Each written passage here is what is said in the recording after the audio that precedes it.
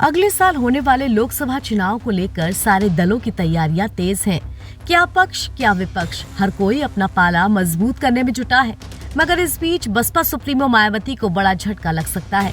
खबर आजमगढ़ से है, जहां लालगंज सांसद संगीता आजाद और पूर्व विधायक पप्पू आजाद दोनों थाम सकते हैं बीजेपी का दामन। अब ये तस्वीरें तो कुछ ऐसा ही हाल बयां करती हैं। दरअसल दिल्ली में बसपा सांसद संगीता और पूर्व विधायक पप्पू आजाद ने पीएम नरेंद्र मोदी के साथ मुलाकात की है।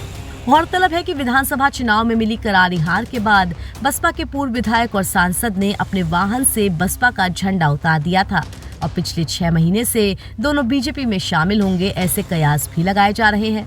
इसके अलावा आरएसएस की मीटिंग में भी पूर्व विधायक और सांसद शामिल हो चुके हैं। बता दें कि 2019 के लोकसभा चुनाव में बहुजन समाज पार्टी के खाते में कुल 10 सीटें आई थीं। इसमें अंबेडकर नगर, अमरोहा, बिजनौर, गाजीपुर, घोसी, जौनपुर, लालगंज, नगीना, सहारनपुर और श्रावस्ती शामिल थी। इनमें से गाजीपुर के सांसद अफजाल अंसारी को 16 साल पुराने मामले में 4 साल की सजा सुनाई जा चुकी है, जिसके बाद उनकी सांसदी चली गई। साथ ही अमरोहा से सांसद दानिश अली को खुद मायावती ने ही पार्टी से बाहर का रास्ता दिखा दिया। संसद के शीतकालीन सत्र में जिस तरह से हंगामा हुआ और फिर राहुल गांधी के साथ दानिश अली की मुलाकात हुई तो मायावती ने उन्हें पार्टी से बाहर कर दिया। साथ ही इसी साल अगस्त के महीने में पश्चिम यूपी से बड़े मुस्लिम चेहरे इमरान मसूद को भी मायावती पार्टी से निष्कासित कर चुकी हैं।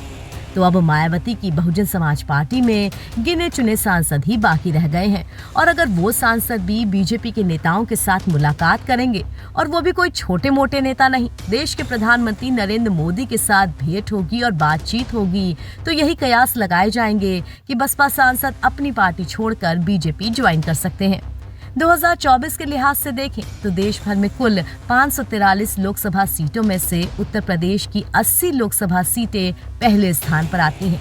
फिलहाल 2014 और 2019 में हुए लोकसभा चुनाव में उत्तर प्रदेश ने बीजेपी की जीत में अहम योगदान दिया था। ऐसे में विपक्षी पार्टियों के लिए बीजेपी को हराने के लिए उत्तर प्रदेश में उनके किले की निगरानी जरूरी हो गई है। मगर जिस तरह की हलचल विपक्षी पार्टियों के बीच चल रही है, उससे तो तस्वीर कुछ और ही उभर कर सामने आ रही है। विपक्ष बीजेपी को हराने की बजाय अपने सांसदों और बड़े नेताओं को ही भागने से बचा ले, ये बड़ी बात है।